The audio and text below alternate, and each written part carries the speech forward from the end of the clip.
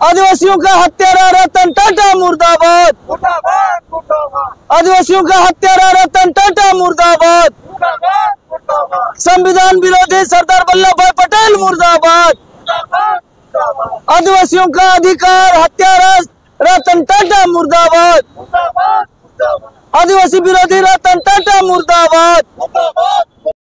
इसलिए ये दोनों आदिवासी विरोधी और संविधान विरोधी होने के नाते इन दोनों को देशद्रोह और आतंकवादी हम लोग कहते हैं। आदिवासी विरोधी रतन टाटा मुर्दाबाद।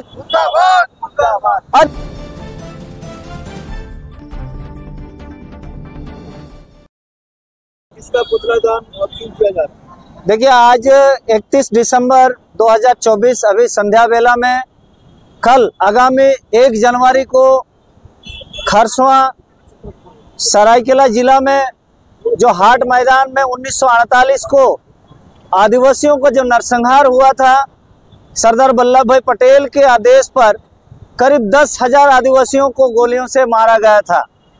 ठीक उसी तरह 2 जनवरी 2006 को उड़ीसा के कलिंगनगर, वहां पर भी टाटा कंपनी के गुंडों के द्वारा 13 आदिवासियों को टुकड़ा टुकड़ा करके फेंका गया था।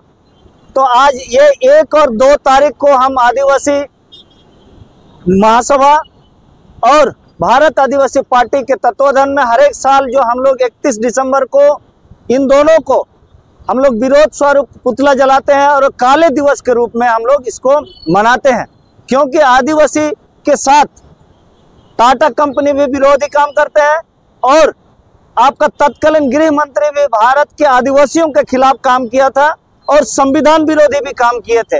इसलिए ये दोनों आदिवासी विरोधी और संविधान विरोधी होने के नाते इन दोनों को देशद्रोह और आतंकवादी हम लोग कहते हैं। और हम लोग पूरे 1 और 2 तारीख को हम लोग काला दिवस के रूप में मना रहे हैं और हम लोग भारत के तमाम लोगों से अपील करते हैं कि आप आदिवासियों के इस जो घायल हुए थे या मरे थे, इस दिन आप लोग 2 दिन कम से कम सादा जीवन, ब्रह्मचर्य जीवन बिताएं और आदिवासियों को सम्मान देने का काम करेंगे, ताकि हमको ना लगे कि बाहर के लोग आकर मेरे घाव पे नमक छिड़कने का काम कर रहे हैं। इसलिए सभी झारखंड के निवासियों को अपील करते हैं कि 1 और 2 तारीख को पिकनिक ना मनाए, पिकनिक मनाए 1 और 2 छोड़कर, क्योंकि आदिवासी उस दिन शहीद हुए थे, आदिवासियों का खून बहा था। इसलिए हम लोग विरोध कर रहे हैं, काला दिवस मना रहा है। इस काला दिवस को सभी झारखंड में निवासरत यहाँ के सभी आदिवासियों के साथ साथ गैर आदिवासियों को भी अपील करते हैं कि वे हमें सम्मान देने का काम करें। तो खरसवां में करीब 10,000 आदिवासियों को गोली मारा गया था, उससे भी अधिक हो सकता है, लेकिन आज तक कोई भी सरकार सीबीआई जांच का कोई आदेश नहीं दिया। मामला यही था कि भारत स्वतंत्र हुए 4.5 महीना ही बीता था और 4.5 महीने के बाद पहला गोलीकांड आदिवासियों के ऊपर हुआ, दूसरा गोलीकांड हैदराबाद में मुसलमानों के ऊपर हुआ। तो इस तरह करके हम आदिवासी जो पहले स्वतंत्र के पहले हम आजाद थे, हमको 1947 के बाद हमको गुलाम बना दिया गया। तो हमारे मुख्य मांग था, जयपाल सिंह मुंडा के नेतृत्व में यहाँ पर आह्वान किया गया था कि हम भारत देश में नहीं मिलेंगे और हम एक स्वतंत्र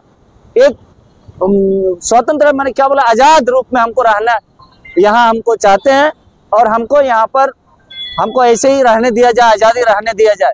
मेरा जमीन है, मेरा रेवेन्यू है, तो हमें यहाँ पर किसी का अधीन नहीं रहना है।